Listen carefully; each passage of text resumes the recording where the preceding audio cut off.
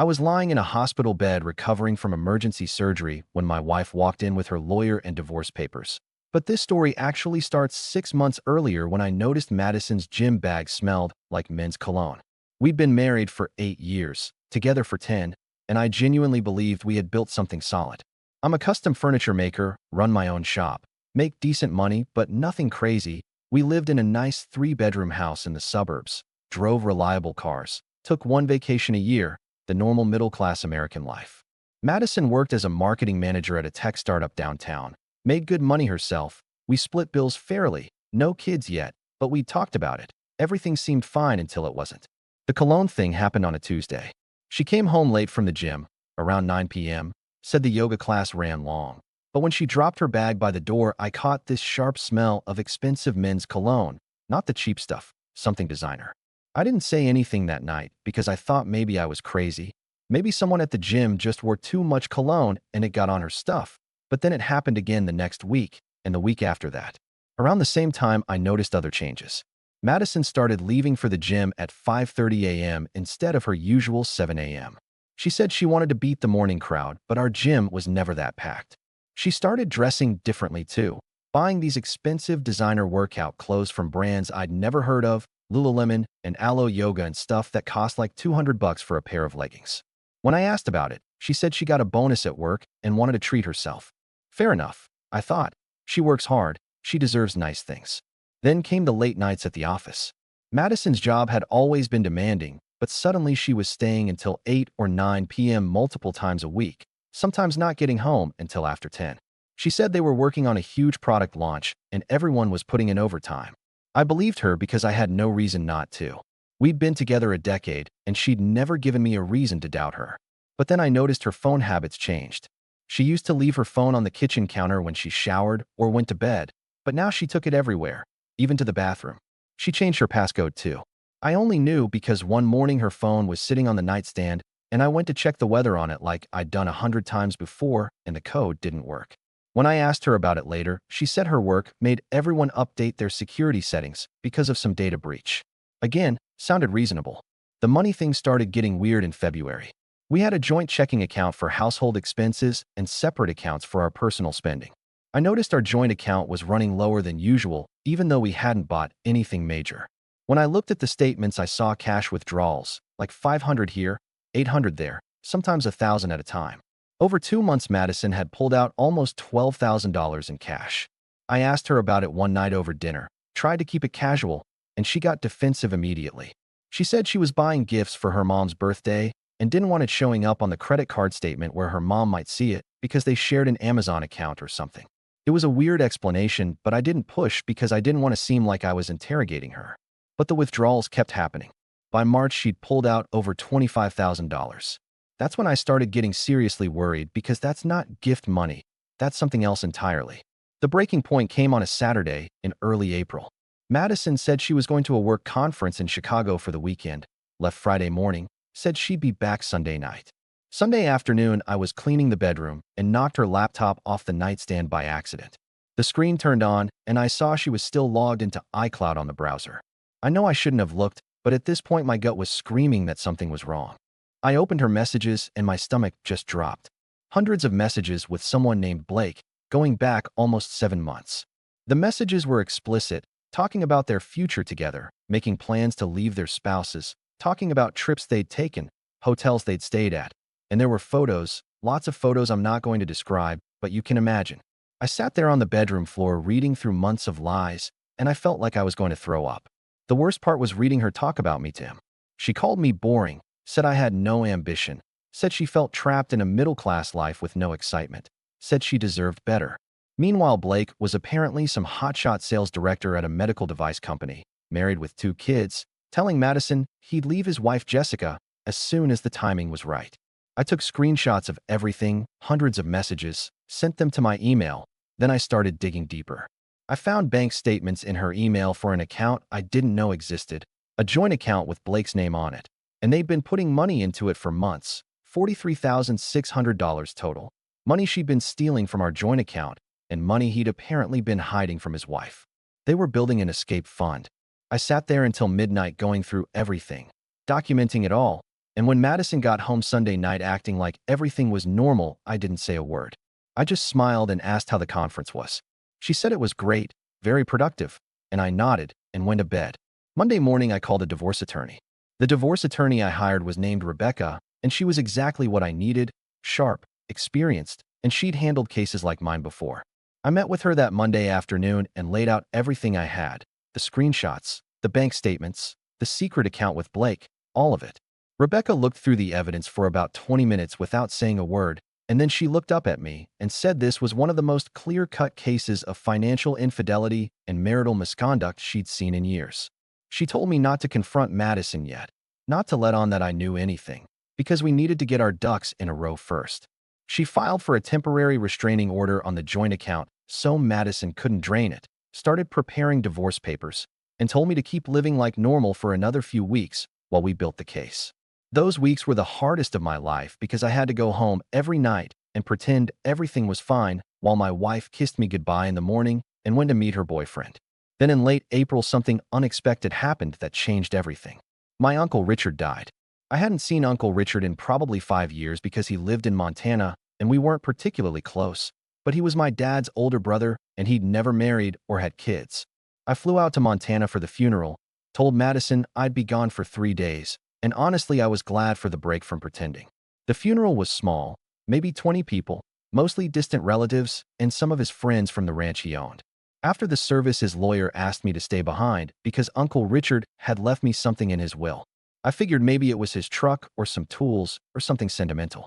The lawyer took me to his office the next day and told me that Uncle Richard had been an extremely successful commodities trader before he retired to Montana, that he'd invested very wisely over 40 years, and that he'd left his entire estate to me because I was his only nephew, and he'd always liked that I worked with my hands and built things. The estate was worth $47 million. I literally thought the lawyer was joking at first. I asked him to repeat the number, and he said it again: $47 million in stocks, bonds, real estate, and cash. He handed me a stack of documents and explained that it would take a few months to fully process the estate through probate, but the will was ironclad, and I was the sole beneficiary. I sat in that office for probably an hour just trying to process what had happened. I'd gone from thinking I was getting a pickup truck to finding out I was worth more money than I could spend in 5 lifetimes. I flew back home in a daze and didn't tell Madison anything because by this point I knew we were getting divorced, and Rebecca had already told me that anything I inherited would likely be considered separate property as long as Madison didn't know about it before the divorce was filed. So I kept my mouth shut. But here's where Madison made her first major mistake. Apparently, she'd been monitoring my iCloud account without my knowledge, probably had been for months, and she saw the email from Uncle Richard's lawyer about the estate.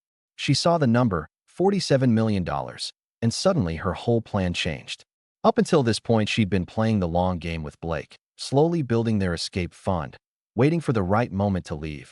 But now she saw an opportunity to take half of a massive fortune, and she moved fast. The problem was she moved too fast and too obviously, and it destroyed her entire strategy. 2 weeks after I got back from Montana, I had to have emergency gallbladder surgery. I'd been having pain for a few days, and one night it got so bad Madison drove me to the ER, and they said my gallbladder was infected and needed to come out immediately. They did the surgery that night, and I woke up the next morning in a hospital room feeling like I'd been hit by a truck. Madison had gone home to get some sleep and said she'd be back in the morning. She showed up around 10 a.m., but she wasn't alone. She walked in with a man in a suit who introduced himself as her attorney, and she was carrying a folder. She didn't ask how I was feeling, didn't ask if I needed anything. She just pulled up a chair next to my hospital bed and opened the folder. Inside were divorce papers. She told me she wanted a divorce, that she'd been unhappy for years, that we'd grown apart, and that she thought it would be best if we ended things amicably. Then she slid the papers across the bedside table and told me to sign them. I was still groggy from the anesthesia and the painkillers, and I couldn't believe what was happening. I asked her why she was doing this now, why she couldn't wait until I was out of the hospital, and she said she wanted to get the process started as soon as possible so we could both move on with our lives. I looked at the papers and immediately saw what she was trying to do. She was asking for 50% of all marital assets, including any inheritances received during the marriage. She knew about Uncle Richard's $47 million, and she was trying to claim half of it. Her attorney stood there with his arms crossed, looking very pleased with himself, and Madison had this expression on her face like she'd already won. I was lying there in a hospital bed 12 hours after surgery, and my wife was trying to strong-arm me into signing away $23 million. I told her I needed to read through the papers more carefully, and she got annoyed. She said there was nothing to read. Everything was straightforward, and the sooner I signed, the sooner we could both move forward. I told her I wasn't signing anything without talking to my own attorney first, and she got visibly angry. She said I was being difficult and that she was trying to make this easy for both of us. Her attorney finally stepped in and said they'd give me 24 hours to review the documents, and they'd be back tomorrow for my signature. Then they left. They literally just walked out of my hospital room and left me there. I waited until they were gone, and then I called Rebecca. She was at the hospital within an hour, and when I showed her the papers, she actually smiled. She said Madison had just made the biggest mistake of her life because serving someone divorce papers while they're recovering from surgery in a hospital bed showed such obvious opportunism and bad faith that any judge would see right through it. Rebecca filed our counterpetition the next day, and we went to war. Madison had assumed she was playing chess while I was playing checkers, but she had no idea what was coming. The discovery phase was brutal for her because we had everything documented. Every text message with Blake, every dollar she'd stolen, every lie she'd told, and her attorney clearly hadn't done his homework because he seemed shocked when we submitted our evidence. We had bank statements showing the secret account with $43,600. We had messages where she and Blake explicitly discussed hiding money from their spouses. We had her own words calling me boring and saying she deserved my money, and we had proof that she'd been accessing my private accounts without permission. Rebecca also subpoenaed Blake's wife, Jessica, who turned out to be more than happy to cooperate because she discovered the affair around the same time I did and was filing for divorce too. The court hearing was scheduled for late September, almost 6 months after I'd first discovered the affair. Madison showed up looking like she was ready for a business meeting, professional suit, hair done, acting confident like she still thought she had a chance. Her attorney tried to paint her as a woman who'd been unhappily married for years and was simply trying to get her fair share after sacrificing her career to support her husband's business. It was complete fiction because Madison had never sacrificed anything for my furniture business and had actually mocked it multiple times in her messages to Blake. When it was our turn, Rebecca systematically destroyed every argument Madison's attorney made. She presented the text messages on a screen in the courtroom, and you could literally watch Madison's face go pale as her own words were read out loud. Rebecca showed the judge the secret bank account, showed the cash withdrawals from our joint account totaling over $30,000, showed messages where Madison told Blake she was going to take me for everything I had once she found out about the inheritance. Then Rebecca dropped the big one. She presented evidence that Madison had illegally accessed my iCloud account to monitor my private communications and financial information, which is a federal crime under the Computer Fraud and Abuse Act. She also presented testimony from Uncle Richard's lawyer confirming that the inheritance was left solely to me and that Madison had no legal claim to it whatsoever because it was received after I'd already filed for divorce and was clearly separate property. The judge took about 15 minutes to review everything, and then he made his ruling. Madison got absolutely nothing. 0% of the inheritance. She was ordered to return the $43,600 she'd stolen. She was ordered to pay my legal fees, which were substantial, and the judge referred the case to the district attorney's office for possible criminal charges related to the identity theft and unauthorized computer access. Madison burst into tears right there in the courtroom, and her attorney looked like he wanted to disappear. Blake was sitting in the back of the courtroom because he'd been subpoenaed to testify if needed, and I watched him put his head in his hands when the judge read the decision. The aftermath was even more satisfying than the court victory.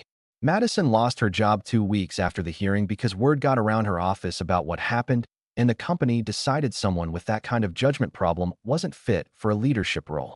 Blake lost his job too because his company had a strict ethics policy, and carrying on an affair with someone while helping them hide marital assets didn't look good for a sales director.